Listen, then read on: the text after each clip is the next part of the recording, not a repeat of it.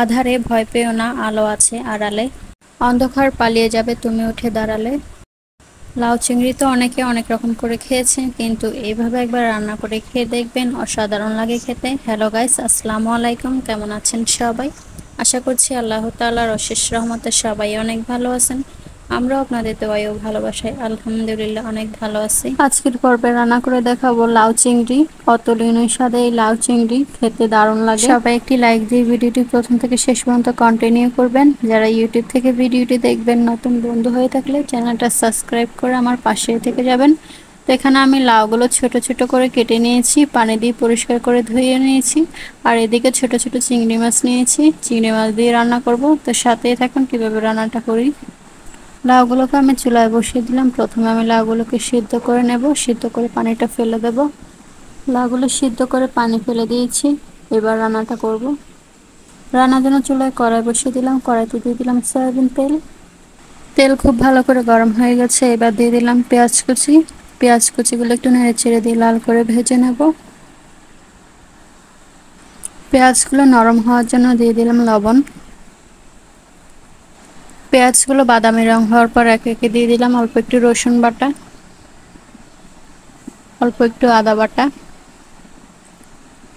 দিয়ে দিলাম হলুদের গুঁড়ো। এবার খুব ভালো করে নেড়ে ছেড়ে দেব। দিয়ে দিলাম ধনিয়ার গুঁড়ো, সামান্য পানি দিয়ে দিলাম। আবারও খুব ভালো করে নেড়ে ছেড়ে দিলাম। এবার চিংড়ি মাছগুলো দিয়ে দিলাম। আর 1 চামচ মতো হলুদের গুঁড়ো দিয়ে দিলাম, দিয়ে দিলাম মরিচের গুঁড়ো। এইবার খুব ভালো করে নেড়ে ছেড়ে দিয়ে মশলাটা বেশ কিছুক্ষণ কষিয়ে নেব। মশলা খুব ভালো করে কষানো হয়ে গেছে, এখন আমি সিদ্ধ করে রাখা লাউগুলো দিয়ে দিলাম। লাউগুলোকে খুব ভালো করে নেড়ে ছেড়ে দিয়ে কিছুক্ষণ কষিয়ে নেব।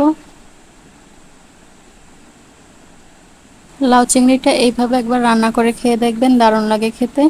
বিশেষ করে ছোট ছোট চিংড়ি মাছ দিয়ে তো অসাধারণ লাগে খেতে। খুব ভালো করে নেড়ে ছেড়ে দিয়েছি, এখন আমি কষিয়ে নেব। লাউগুলো খুব ভালো করে কষানো হয়ে গেছে, এখন রান্নার জন্য পর্যাপ্ত পরিমাণে ঝোলের পানি দিয়ে দিলাম। এই পানিতে রান্না হয়ে যাবে। এইবার খুব ভালো করে নেড়ে ছেড়ে ঢাকনা দিয়ে ঢেকে রান্নাটা করে নেব।